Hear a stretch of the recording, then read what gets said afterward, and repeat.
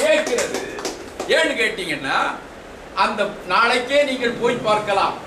அந்த பத்மநாபபுரம் அரண்மனைக்கு போய் பார்த்தால் அதனுடைய கல்வெட்டுக்கள் அனைத்தும் தமிழில் இருக்கின்றன.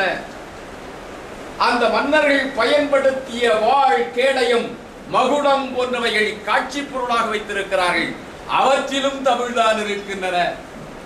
அந்த பத்மநாபபுரம் அரண்மனை அரசர்களுடைய அந்த ஆட்சி அதிகார ஆவணங்கள் இருக்கின்றன அல்லவா, சுவடிகள் அனைத்தும் தமிழில் தான் இருக்கின்றன. அது மட்டுமல்ல, அந்த பத்மநாபபுரம் அரசர்கள் வெளியிட்ட நாணயங்கள் இருக்கின்றன அல்லவா, அந்த நாணயங்கள் தமிழில் மட்டும்தான் இருக்கின்றன. ஒரு சங்கு, 2 சங்கு, 10 சங்கு என்று தமிழில் தான் இருக்கிறது. தமிழில் தான் இத்தனையும் இருந்து இந்த பத்மநாபபுரத்தை எப்படியா கேரளாவுக்கு கொடுத்துட்டோம்? ஏன்னா அன்னைக்கு இருந்தவர் நம்முடைய முதலமைச்சர், அவருடைய பிறந்த நாளும் இன்றைக்குத்தான்.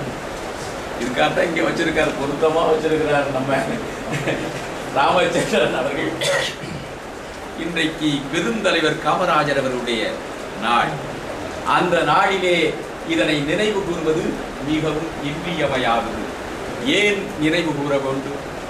அன்றைக்கு பத்மநாபபுரத்து அரண்மனை தமிழகத்தோடு சேர வேண்டும் என்று மார்ஷல் நேசமணி சொன்னார், நத்தானியேல் சொன்னார், PS மணி சொன்னார். அத்துணை வேறும் அன்றைக்கு கன்னியாகுமரி மாவட்டத்தில் இருந்த தலைவர்கள் அனைவரும் இந்த பத்மநாபபுரம் நம்முடைய பரம்பரை சொத்து, அதை கேரளாவிற்கு எப்படி விடலாம் என்று சொன்னபோது காமராசர் என்ன சொன்னார்?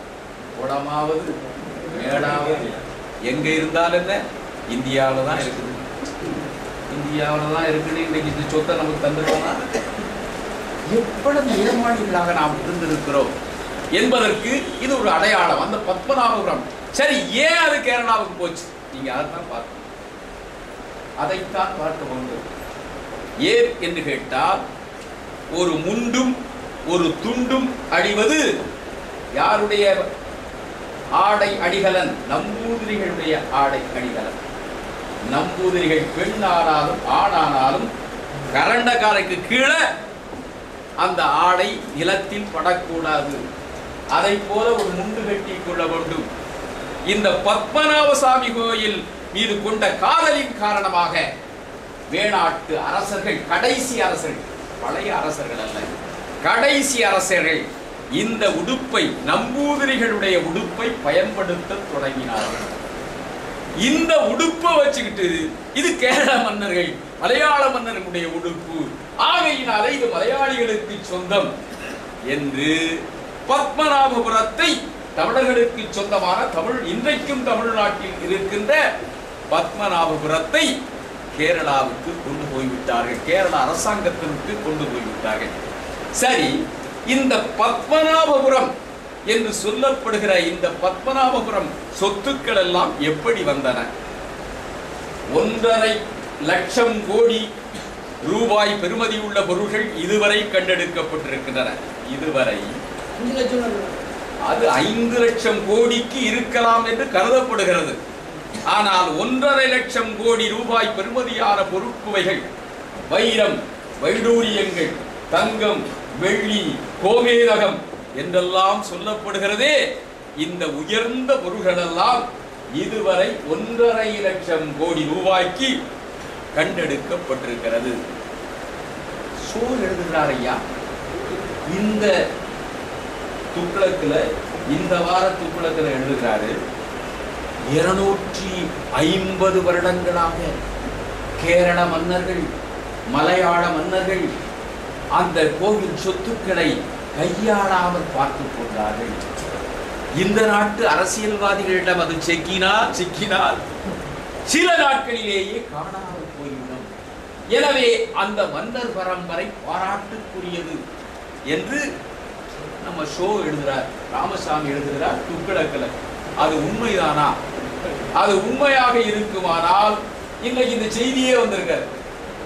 அது உண்மையாக இருக்குமானால் இன்றைக்கு இந்த செய்தியே வந்திருக்காது. இந்த செய்தி எப்படி வந்தது?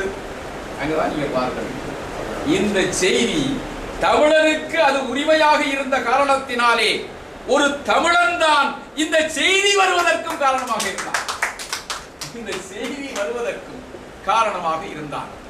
இன்றைக்கு அந்த மன்னர் பரம்பரையிலே எஞ்சி இருப்பவர் உத்திராடம் திருநாள்.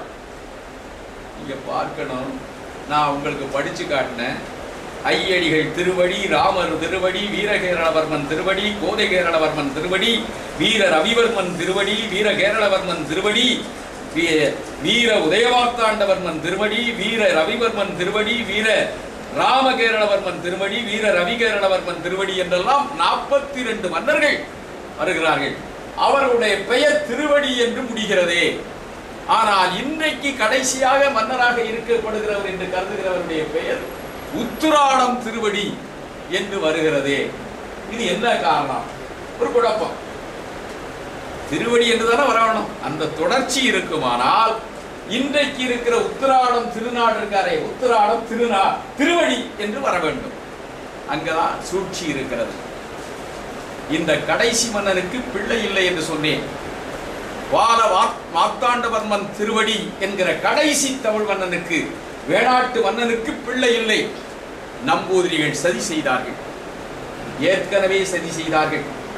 இந்த பால மார்த்தாண்ட வர்மன் திருவடிக்கு முன்னாலே 4 மன்னர்களுக்கு முன்னாலே இருந்த 3ஆம் ஆதித்தவர்மன் என்கிற அந்த வேணாட்டு அரசனை சதி செய்து கொண்டார்கள். சதி செய்து கொண்டதோடு மட்டுமல்ல, அவனுடைய 5 பிள்ளைகளையும் கொன்றார்கள்.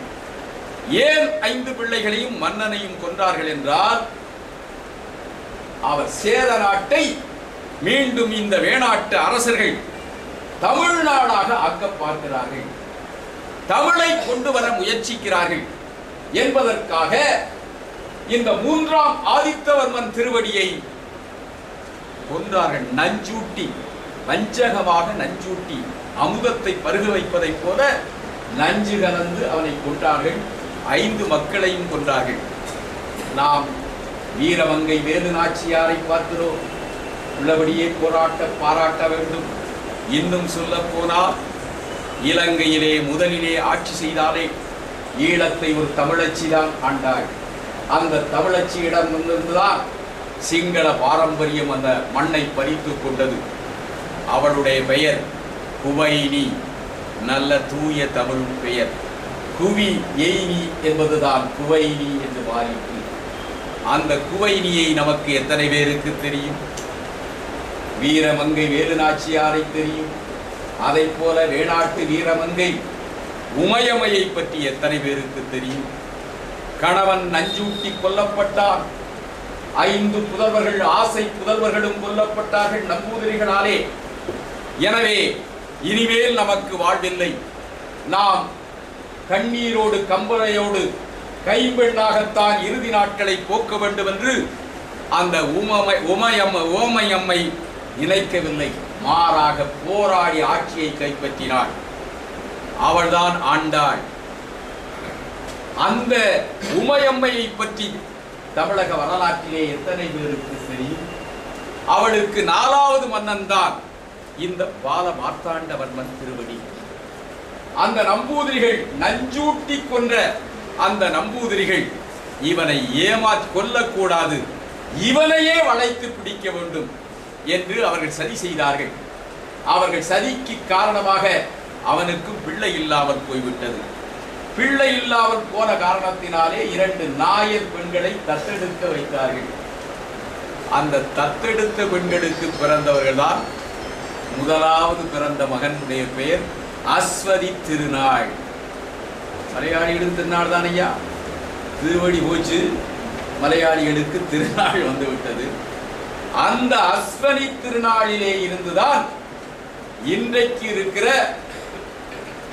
மன்னர் பரம்பரை, கேரள மன்னர் பரம்பரை தொடங்குகிறது. அந்த அஸ்வனி திருநாளிலே இருந்துதான் தொடங்குகிறது. இன்னும் ஒன்றையும் நாம் கருதி பார்க்க வேண்டும். இன்றைக்கு இருக்கிற திருவனந்தபுரம் இருக்கிறதே, இந்த திருவனந்தபுரம் இன்றைக்கு கேரளாவினுடைய தலைநகரமாக இருக்கிறது. உள்ளபடியே இந்த திருவனந்தபுரம் தமிழ் இலக்கியங்களிலே, தமிழ் கல்வெட்டுக்களிலே குறிக்கப்படுவது காந்தளூர் சாலை. காந்தளூர் சாலை கலவருத்து என்று ராஜராஜ சோழனுடைய கல்வெட்டிலே கூட வரும். அந்த காந்தளூர் சாலையில் தான் இன்றைக்கு தஞ்சையிலே தமிழ் பல்கலைக்கழகம் இருக்கிறதே, அதை போல ஒரு தமிழ் பல்கலைக்கழகம் அன்றைக்கே காந்தளூர் சாலையிலே இருந்தது. அந்த காந்தளூர் சாலையிலே இருந்த தமிழ் பல்கலைக்கழகத்திற்கு அன்றைக்கு இருந்த தமிழ் வேந்தர்கள், மூவேந்தர்கள், அது மட்டுமல்ல ஆய்குல மன்னர்கள், அஞ்சிகுல மன்னர்கள், அதாவது அதியமான் பெருமான் அஞ்சி என்று சொல்கிறோமே, இவர்கள் அனைவரும் கொடை கொடுத்திருக்கிறார்கள் தமிழ் பல்கலைக்கழகத்திற்கு.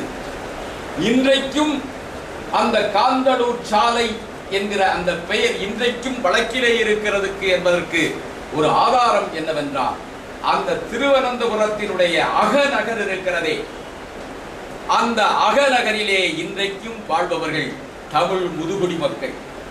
தமிழ் முதுகுடி மக்கள். நாளைக்கு நீங்கள் திருவனந்தபுரத்திற்கு போனாலும் அந்த அகநகரிலே வாழ்கிறவர்கள்.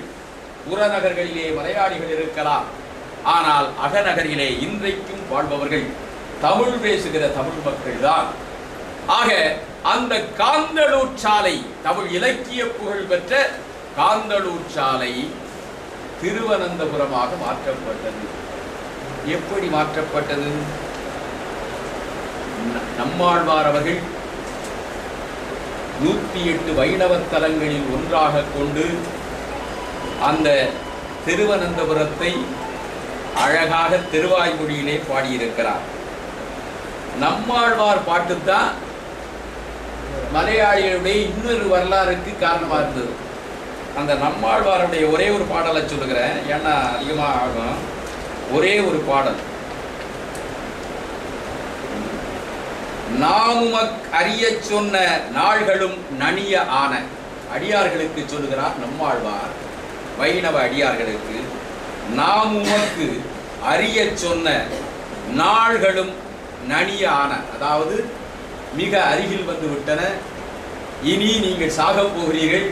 எனவே அதற்கு முன்னாலேயே சேமம் நன் குடைத்து கண்டி செறிபொழில் அனந்தபுரம், செறிபொழில் அனந்தபுரம், தூமம் நல் விரை மலர்கள் துவள் அற ஆய்ந்து கொண்டு வாமனன் அடிக்கென்றேத்த மாய்ந்தரும் வினைகள் தாமே என்று அந்த பாசுரம் நம்மாழ்வாருடைய பாசுரம். ஒரு பாசுரம். இந்த பாசுரத்துல இந்த பத்மநாப சாமிய வாமனன் என்று குறிப்பிடுகிறார். இதை பிடிச்சுக்கிட்டான் நம்பூதிரிகள். இதை பிடித்து கொண்டு என்ன சொன்னார்கள்? இந்த வாமன அவதாரத்துல விஷ்ணு அந்த மன்னனிடத்துல 3 அடி நிலம் கேட்டாரே, அந்த 3 அடி நிலம் கேட்டு அவன் யாரு? அந்த மன்னன். என்ன மன்னன்? மாபலி. மகாபலி இல்ல, மாபலி தமிழ்ல சொல்லுங்க. மாபலி, மாபலி. அவன் உள்ள போயிடுறான். அவன் உள்ள போன பிறகு அவர் கேட்கிறார், ஆண்டில் ஒரு நாள் நான் வருவேன், என் மக்களை நான் பார்க்க வேண்டும், என் மக்கள் ஓண திருநாளை கொண்டாட வேண்டும், தெருவெல்லாம் பூக்கோலம் கூட வேண்டும், நான் என் மக்களை பார்க்க வருவேன். மாவலியினுடைய வம்சம். அதுக்கு ஆதாரம் என்னன்னா, இவர் ஒரு அடி பாடிட்டாரு. வாம